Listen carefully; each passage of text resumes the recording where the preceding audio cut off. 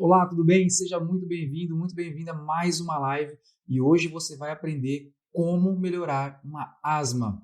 Meu nome é Rodrigo Kim e eu ajudo terapeutas e profissionais da saúde a encontrarem a origem emocional de qualquer sinal ou sintoma e realizar um atendimento em uma e duas sessões para conseguir ali um resultado bem desejável, tá? Se liga nessa live que hoje você vai ter dicas muito importantes que fazem muita diferença para uma pessoa asmática.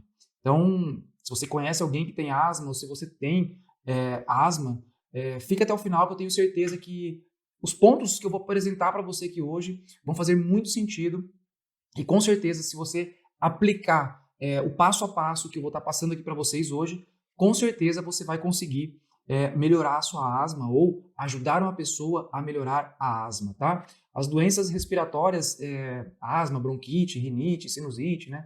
Elas têm uma grande influência do estado emocional.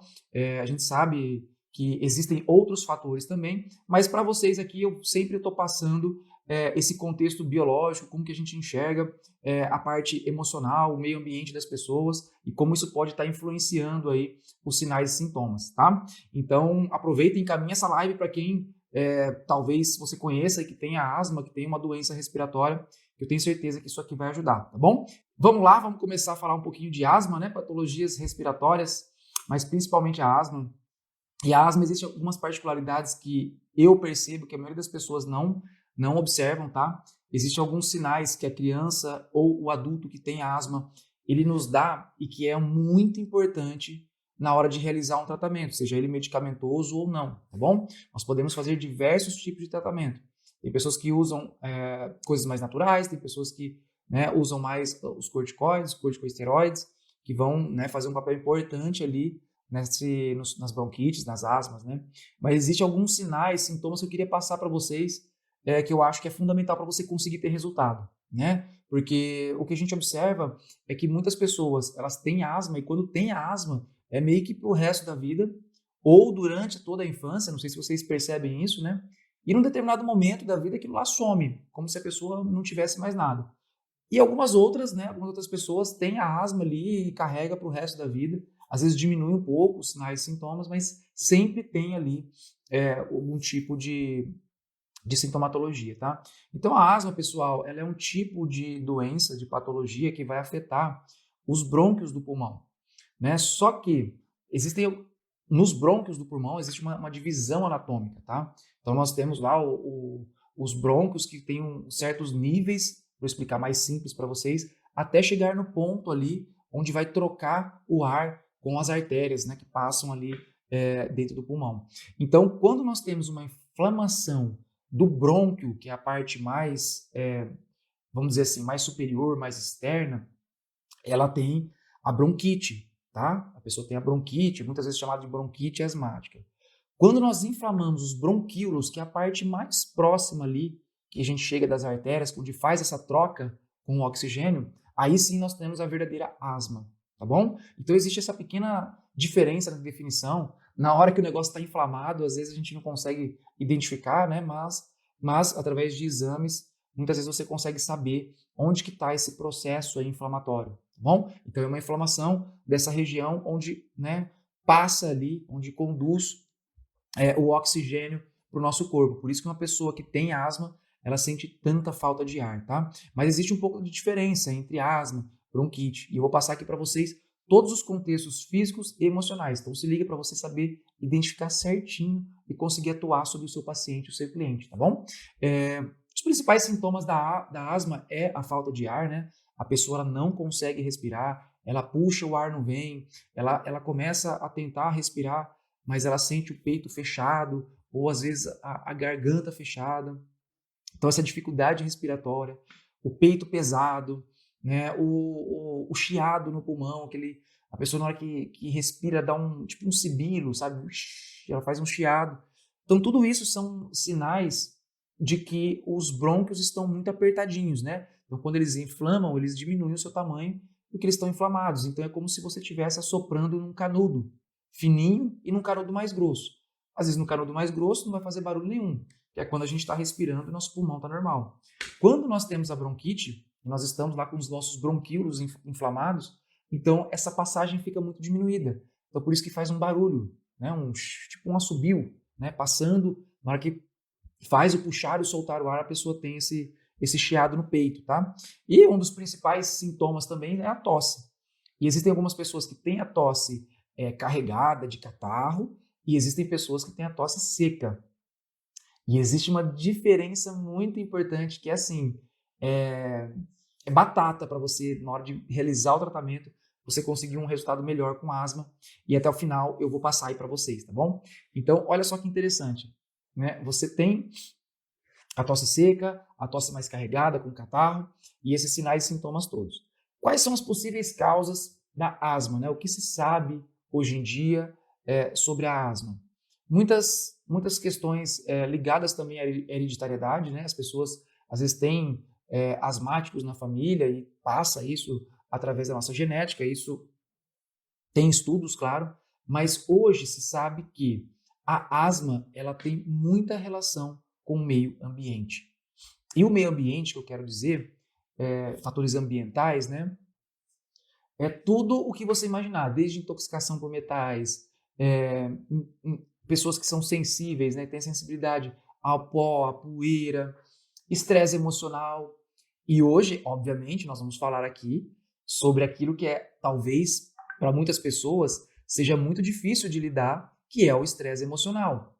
Então, né, para nós que estudamos ali no MRT, como que as pessoas reagem, como que funciona o comportamento e o corpo humano, isso fica muito mais fácil da gente entender. Agora, as pessoas que talvez não conheçam, elas precisam saber certos detalhes, né, principalmente profissionais da saúde, para que eles possam conseguir ter um resultado melhor. Né? Se você trabalha com ozônio, se você trabalha com qualquer tipo de tratamento alternativo, com barra de axis, se você trabalha com técnicas de terapia crânio-sacral, se você trabalha com técnicas de terapia manual, se você é um osteopata, nós trabalhamos dentro da osteopatia diversas técnicas que ajudam ali o equilíbrio do sistema nervoso autônomo. Né? E a gente sabe que quando uma pessoa tem uma bronquite, há um desequilíbrio no sistema nervoso autônomo.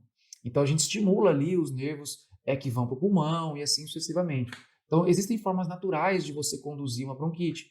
E se você tiver essa informação a respeito do estado emocional, com certeza, mas com certeza você vai conseguir chegar no resultado.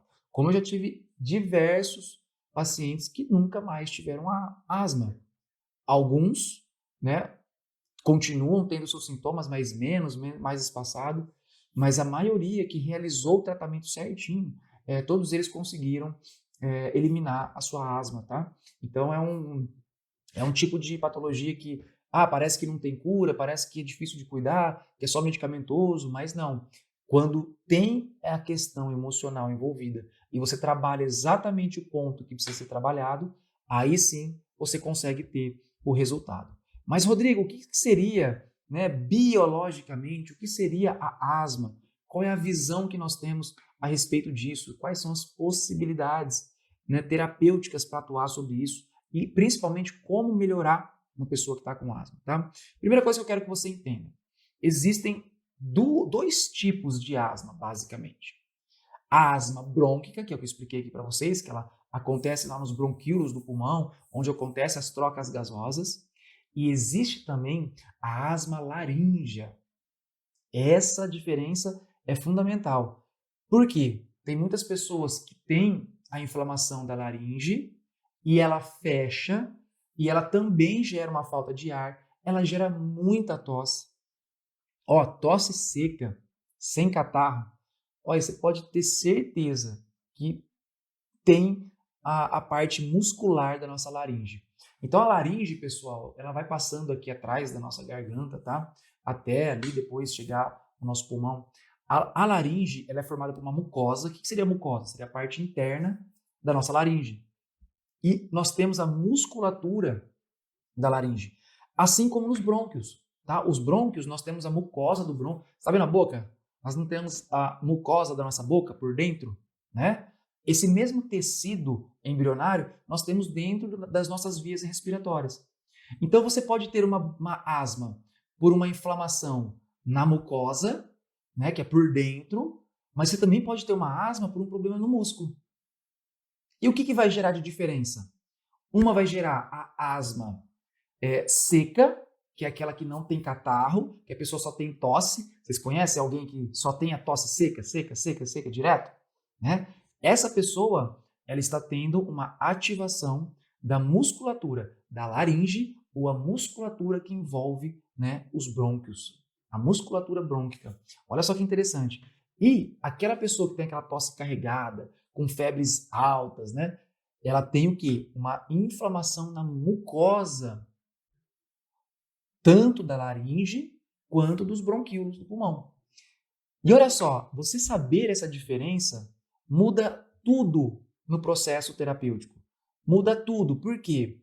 Uma coisa é você trabalhar em cima de um músculo, que o sentimento, o emocional, vai estar mais associado a uma impotência, a uma incapacidade, né? E a parte da mucosa, dos brônquios do pulmão e da laringe, ela vai estar associada mais ao medo. Olha só que legal isso. Então, quando você entende esse processo perfeitamente, e aí existem as fases, né? Tudo isso que a gente estuda no MRT e que eu vou mostrar, né, como isso funciona, como que a gente chega nesse processo lá na semana da nova visão terapêutica. Então, tudo isso, todo esse processo, esse caminho, quando você identifica ali o emocional, o que acontece? Você acaba modificando o funcionamento do sistema nervoso dessa pessoa. E aí, automaticamente, por exemplo, se a pessoa sempre tem tosse quando ela entra em contato com a poeira, quando você faz esse processo de reprogramação, a pessoa, ela não, ao entrar em contato com a poeira, o cérebro passa a identificar aquilo como algo perigoso. É igual alergia, né? Você não tira lactose, não tira, sei lá, outras coisas que possam te dar alergia, produtos de limpeza, e depois você vai colocando aos poucos, né? Então é a mesma coisa. Quando você faz um processo de ressignificação, quando você trabalha o inconsciente de uma pessoa, ou de uma criança, ou de um adulto, você consegue fazer o mesmo processo, porque o próprio organismo, ele para de querer se defender daquela substância, seja ela química, seja uma poeira, ou qualquer coisa que possa estar disparando essa asma, tá? Mas primeira coisa que você precisa distinguir é essa diferença. Se é uma asma seca, né, que vai estar pegando a musculatura, ou se é uma asma molhada ou úmida, né, que é quando tem catarro, quando a pessoa sai sempre um catarrinho, nós estamos pegando a mucosa dos brônquios do pulmão ou da laringe. Então isso faz total diferença, tá? E aí o que acontece? Quando você entende essa diferença, você sabe que emocionalmente a pessoa que está com o problema da asma, porém a resposta dela é mais uma tosse seca, um processo nesse sentido, você tem que trabalhar mais o sentimento de impotência. Quando você tem uma asma úmida com bastante catarro, você tem que trabalhar mais os medos, né? E aí é o processo que a gente faz na terapia. Quais foram os medos? Quais foram as situações que essa pessoa passou, vivenciou com medo? Ou quais foram as situações que essa pessoa se sentiu muito impotente? Pode estar até alinhado com o sentimento de medo. Mas é isso que vai dar a diferença.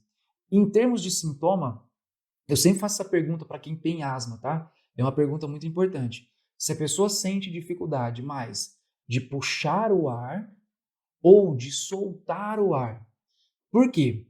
Quando nós temos uma asma laríngea, que é mais na garganta, a pessoa ela praticamente não entra o ar, tá bom? Porque é como se estivesse estrangulando uma pessoa. O ar não desce, sabe? Ele não vai para o pulmão, a pessoa não consegue. A asma brônquica, lá no bronco do pulmão, o ar até consegue chegar no pulmão. Ele até tem dificuldade para respirar, para entrar. Mas o soltar o ar parece que é muito mais difícil. Sabe quando parece que está meio que engasgado, a pessoa ela puxa com uma certa dificuldade, mas vai. Mas quando tenta sair, parece que o ar não sai, a pessoa fica sem ar, fica tossindo. Então, essa é a maior diferença que você pode identificar numa pessoa que tem uma asma laríngea e uma asma brônquica. E a mudança no tratamento é completamente diferente. Por isso que muitas pessoas que têm a asma, quando elas usam bombinha ou os anti-inflamatórios, se for uma asma que está atacando a parte muscular, muitas vezes não melhora. Eu já tive vários pacientes que não melhoravam com a bombinha, não melhoravam com o corticoide. Mas por quê? Porque o estímulo que estava acontecendo no órgão não era na mucosa, era na musculatura. Né? E muitas vezes esse estímulo, pessoal, ele é só a nível de desequilíbrio do sistema nervoso. Pensa assim, todo músculo tem um nervinho que chega nele e que manda uma informação, contrai ou relaxa. E se a pessoa está tossindo, é seco, faz exames, não tem nada no pulmão, faz raio-x, não dá nada, cara, essa pessoa está pegando a musculatura. Como a musculatura de um braço, como a musculatura de um ombro, de qualquer parte do nosso corpo. E assim como uma cãibra, que você não tem controle, esse nervo que vai lá para a musculatura da laringe ou que vai lá para a musculatura dos brônquios pode estar desregulado. Ele pode estar mandando informações assim como uma cãibra, né? Ou o cantinho do olho que às vezes fica fibrilando, não sei se já aconteceu isso com você, ou uma parte do corpo que fica ali fibrilando. Pode acontecer isso por um estresse emocional, né? Então a pessoa passa um estresse emocional, o cérebro dela processa o estresse emocional e ele descarrega ali no corpo essa reação de contrair e relaxar a musculatura. Qual que vai ser o processo final disso? A pessoa vai entrar em crise de tosse. Porém, não vai melhorar muitas vezes com bombinha, tá? E com corticoide, e a pessoa vai ter falta de ar, parece que não entra o ar, e ela principalmente vai ter tosse seca, tá? E aí tem pessoas que confundem às vezes isso com bronquite, acha que tem bronquite, mas na verdade tem lá um problema na laringe, tá? Então, pessoal, olha só que interessante esse conhecimento, né? Quando você tem esse conhecimento, você sabe que você pode atuar de forma muito mais efetiva para conseguir resultado. E é por isso que a gente tem tantos resultados na clínica, porque a gente consegue chegar no ponto onde precisa ser trabalhado. Obviamente, não é todo mundo que quer trabalhar, que está pronto para trabalhar, não é todo paciente que está ali disposto a mudar. Porque quando a gente faz um tratamento desse, pessoal, a gente muda a vida da pessoa, né? Não dá para você, às vezes, pensa assim, você está levando uma vida que está te adoecendo. Não tem como você se curar, né? Curar, não cortar os seus sintomas. Não tem como você curar mantendo o mesmo estilo de vida. Alguma coisa na sua vida tem que mudar. Ou o jeito de você pensar, ou o jeito de você agir, ou o jeito de você se alimentar, ou a prática de atividade física, ou a melhora do seu sono, não sei. Então, existe alguma coisa no seu meio ambiente que vem acontecendo e que faz com que você tenha asma. Então, você precisa encontrar esse agente causador, né? E não a gente ficar esperando e sendo refém apenas da nossa genética, né? E como se a genética estourasse assim a hora que ela quisesse. Não é assim que funciona. Desde a década de 70, isso é comprovado cientificamente. É os fatores ambientais que geram as alterações genéticas. Então, sim, a maioria das vezes é o estado emocional que vai gerar alteração genética. Fora o estado emocional, intoxicação, por alimentação, metais pesados, desodorante, pasta de dente, alumínio, cobre, zinco, chumbo, o que você imaginar que a gente entra em contato constantemente. Uso de maquiagens, todo esse processo, quando os órgãos emontórios, que são os órgãos que excretam as toxinas, quais são os principais? A pele, o fígado, o rim, o intestino e também o pulmão. Eles são órgãos primários que excretam toxinas. Quando você tem alterações nestes órgãos, você vai dificultando o corpo a excretar as toxinas. E aí começam a afetar os órgãos secundários que possam processar essas toxinas. Que na mulher, por exemplo, é o útero. Tá? Então, tem muitas mulheres que têm problema de útero por um processo de intoxicação, tá? Por metais e alimentação, agrotóxicos e tudo mais. Então, isso a gente sabe que altera sim a genética, mas principalmente esse fator emocional. E qual que é o processo emocional para a pessoa ter uma asma? Não é simplesmente ela viver um medo, não é simplesmente ela vivenciar uma impotência. Cara, olha como que o nosso cérebro funciona perfeitamente. Vamos ver se vocês conseguem entender, porque isso é um pouco avançado até, né? Eu passo isso no MRT, no curso MRT, mas ele é um raciocínio clínico muito avançado, tá? Mas eu vou tentar passar o mais simples possível para vocês aqui hoje, para vocês saberem que, assim, o que eu estou falando, não vendo nada, tá? É uma coisa anatômica do nosso cérebro mesmo e uma coisa fisiológica. Nós temos regiões do nosso córtex frontal, nessa região da nossa cabeça, e na parte lateral do nosso córtex, que do lado direito vão controlar a musculatura e a mucosa da nossa laringe, perdão, do nosso pulmão, dos brônquios do nosso pulmão. E do nosso lado esquerdo, nós temos ali o controle da musculatura, da laringe e também da mucosa da nossa laringe, que está aqui na boca, aqui na nossa garganta. Então, olha só que interessante.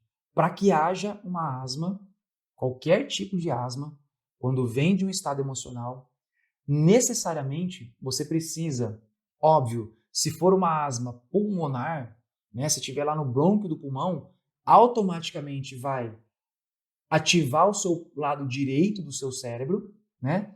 E se tiver para ter a asma, para ter a crise asmática, aquelas crises difíceis de lidar e tudo mais, ter que usar a bombinha, para isso acontecer, necessariamente você precisa ter um conflito em qualquer outra região do seu lado esquerdo. Olha que legal isso. Obviamente, eu não vou aprofundar tanto nisso, mas quando você tem esses dois lados sendo processados um estresse, um de cada lado, você entra numa crise de asma. Seja ela na faringe, né, na laringe, seja ela no brônquio do pulmão.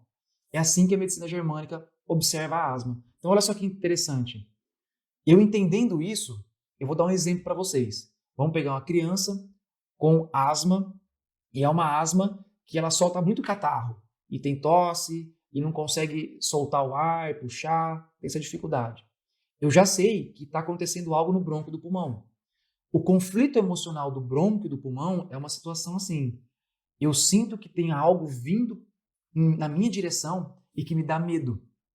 Por exemplo, pai e mãe muito bravo, cachorro que vai e ataca uma criança, um susto normal, um susto que ela sentiu medo, uma babá que agride, uma mãe que bate, que pega no braço e dá aquela bronca. Então, ó, é uma situação de medo que vem sobre mim, né? E eu não consigo dissuadir, não consigo afastar. Quando isso acontece, automaticamente o nosso corpo aciona o brônquio do pulmão. Por quê? Nós precisamos de ar para respirar. Nós precisamos de ar para respirar para que a gente possa sobreviver a esse processo que está acontecendo. Isso é biológico. Só que se acontecer isso, é uma mera bronquite. A pessoa não tem crise de asma. Para ela ter crise de asma, ela precisa ter um outro conflito do outro lado. E, óbvio, eu sabendo quais são os possíveis órgãos controlados pelo outro lado, o que eu faço quando chega um cliente com asma, uma criança? Muitas vezes eu não foco no principal conflito, que seria o dos medos. Eu foco num conflito, por exemplo, de uma criança que viveu esse medo, porém, ela sente que ela não tem o lugar dela na família. Olha só que interessante. Se uma criança, por exemplo, né, uma mãe ou um pai que é muito bravo, ou vê os pais brigando e ela sente esse medo, tá? Ou vê os pais se separando, ela sente esse medo. E ela sente que ela não pertence a essa família, que é processada do outro lado. O que eu trabalho numa criança como essa? Para tirar da asma o mais rápido possível. Eu trabalho o pertencimento. Porque se eu ajudo ela a resolver esse conflito de um lado, automaticamente essa pessoa sai de crise de asma. Ela pode ter uma bronquite, mas não uma asma. Vocês entenderam o raciocínio clínico que a gente tem na MRT? Então, por isso que dá muito resultado, entendeu? Porque a gente vai direto ao ponto. E existe uma metodologia para você chegar ao ponto. Existe uma forma de você chegar ao ponto, tá? Então, você sabendo desse processo, você consegue atuar sobre qual o conflito dessa pessoa que eu vou atuar primeiro, sabe? Você pode escolher. Às vezes o medo é muito mais difícil de você solucionar. Um pertencimento não. Agora eu vou dar um outro exemplo. Vamos pegar uma pessoa que tem crise de tosse intensa e é uma asma laríngea. É uma asma que pega a musculatura da laringe. A musculatura da laringe ela é processada ali do lado esquerdo do cérebro. E para ter uma asma laríngea, precisa ter mais um estresse do lado direito. E um dos conflitos emocionais que é processado do lado direito é a contrariedade. Então, por exemplo, uma pessoa que tem tosse seca, que nunca sara, em vez de eu trabalhar às vezes o medo, porque é uma coisa muito difícil, por exemplo, a pessoa tem medo de perder tudo, financeiramente dizendo, porque está falindo, está passando um processo mais difícil, mas ao mesmo tempo ele não aceita a atitude dos sócios, dos funcionários, das pessoas que vivem ao lado dele. Então, o que eu faço? Talvez seja muito mais fácil para essa pessoa aceitar a atitude das pessoas e aí automaticamente ele sai daquela crise de tosse, do que talvez trabalhar o medo da falência que ele está tendo. Entende? Então, quando você conhece o caminho da asma, você sabe exatamente como ajudar a pessoa. E aí você realiza as técnicas de ressignificação justamente para que essa pessoa possa enxergar de forma diferente. Faz sentido isso para vocês ou não? O que vocês pensam sobre isso, sabe? sobre essa linha de raciocínio. Faz sentido isso? É uma coisa que parece que vai ao ponto ou não? Estamos dizendo que é algo aleatório, né? Eu tenho certeza que se você pegou essa linha de raciocínio, você está conseguindo ver um sentido, uma lógica dentro das crises de asma. E também como você pode chegar ao ponto e fazer com que a pessoa saia da crise. Então, a dica que eu dou, né, eu sempre falo assim, que não existe o jeito certo ou o jeito errado de você trabalhar uma asma, né? Mas existe a maneira completa, né? Então, eu já tive, meus filhos já tiveram, principalmente o mais velho, já teve muitas crises de tosse, sinusite e tal. Existe um jeito que para mim é incompleto, onde a gente dá só o medicamento. Então, quando eu dava só o medicamento, às vezes melhorava e voltava. Quando eu entendia o que poderia ser um medo para ele, ou o que poderia eu e a minha esposa estar transmitindo de medo para ele, porque talvez nas nossas vidas a gente estava sentindo medo, então, obviamente, o tratamento era muito mais efetivo, né? Tanto é que hoje em dia, ele, graças a Deus, bem estabilizado, porque nós trabalhamos em nós, os nossos medos, e trabalhamos também os medos nele, porque há uma história, né? A gestação aqui, por exemplo, falando abertamente para vocês, a gestação do meu primeiro filho foi basicamente movida a medo, né? Quase todos os meses eu ia para o hospital com minha esposa achando que a gente ia perder, né? Porque a gente não sabia o que ela tinha contrações e sempre achava que ia perder. Então foi uma gestação de medo. A gente sentiu medo. Então, obviamente que a criança vai perceber esse medo. E às vezes a mãe ou o pai, quando ele tem muito medo ou cuida excessivamente da criança, ele também está transmitindo medo. Eu sei que é proteção, que é gostoso, que é bom estar assim, mas a pessoa acaba às vezes transmitindo os seus medos. E a criança, ela não sabe absorver de forma natural. De 0 a 7 anos, a frequência cerebral de uma criança, isso é estudo científico, tá, pessoal?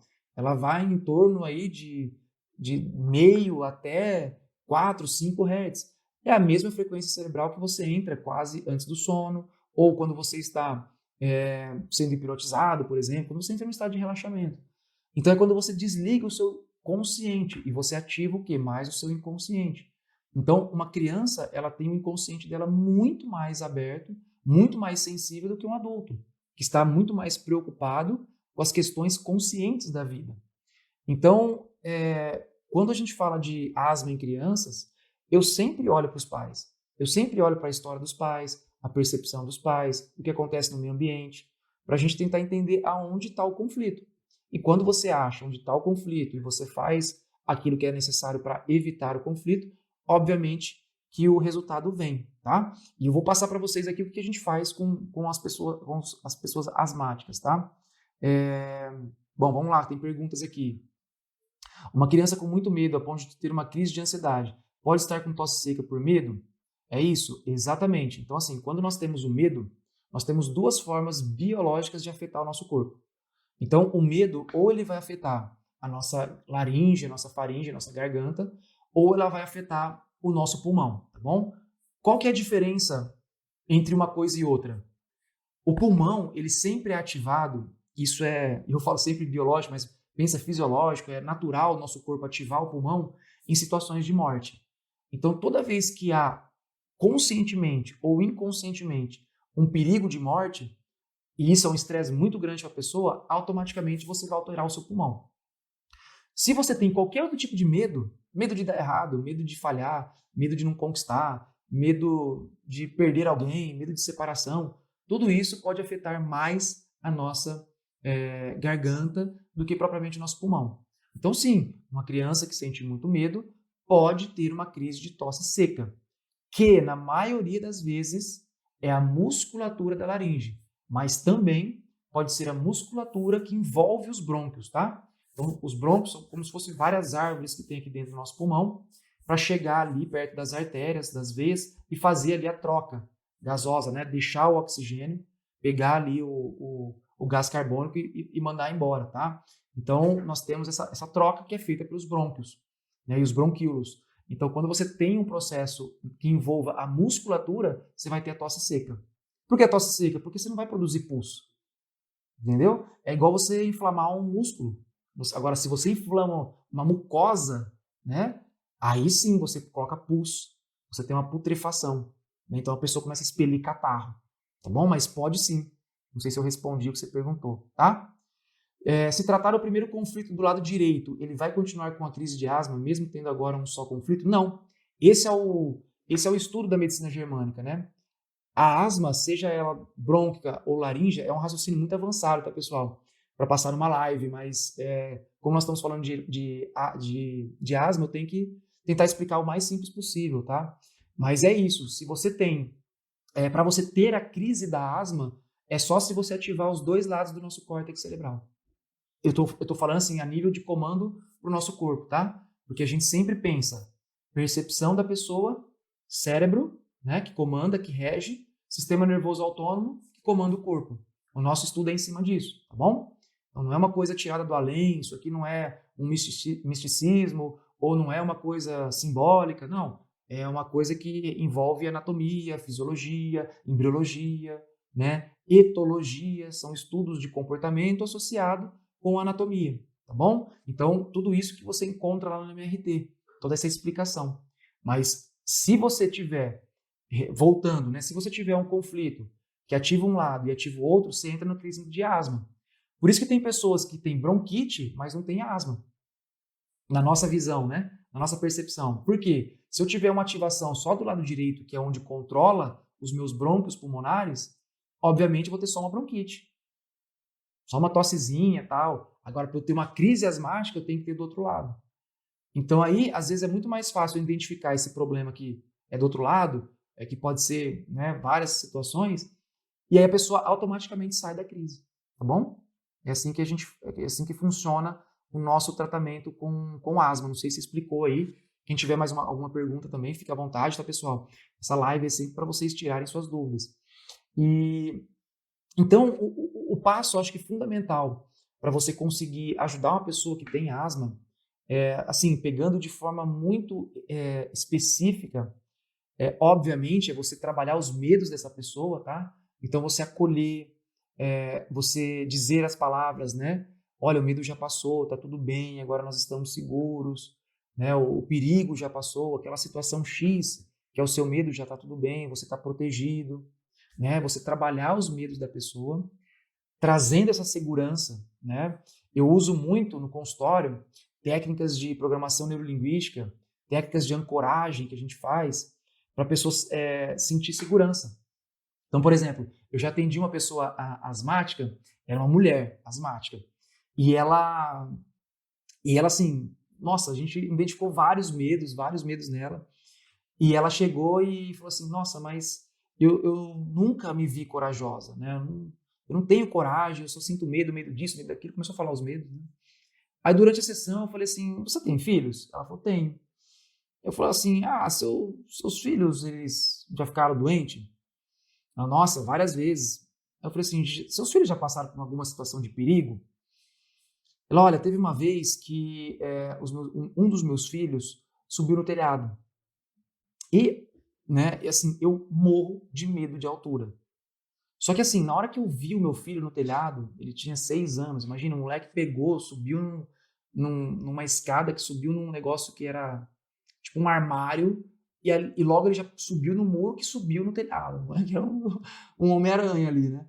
Acho que ele deve ter assistido o filme do Homem-Aranha. Ela falou que ela entrou num desespero tão grande, mas que naquele mesmo momento ela nem pensou duas vezes. Ela saiu correndo e foi lá e buscou o filho em cima do telhado. Aí eu cheguei e falei para ela, falei assim, pausa a sua história, né?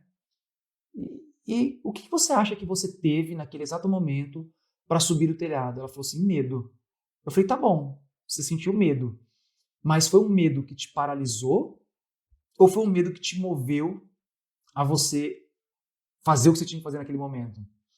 Ela, não, realmente naquele momento eu acho que eu tive um medo, mas no fundo, depois me veio a coragem. Eu falei, então você é uma pessoa corajosa.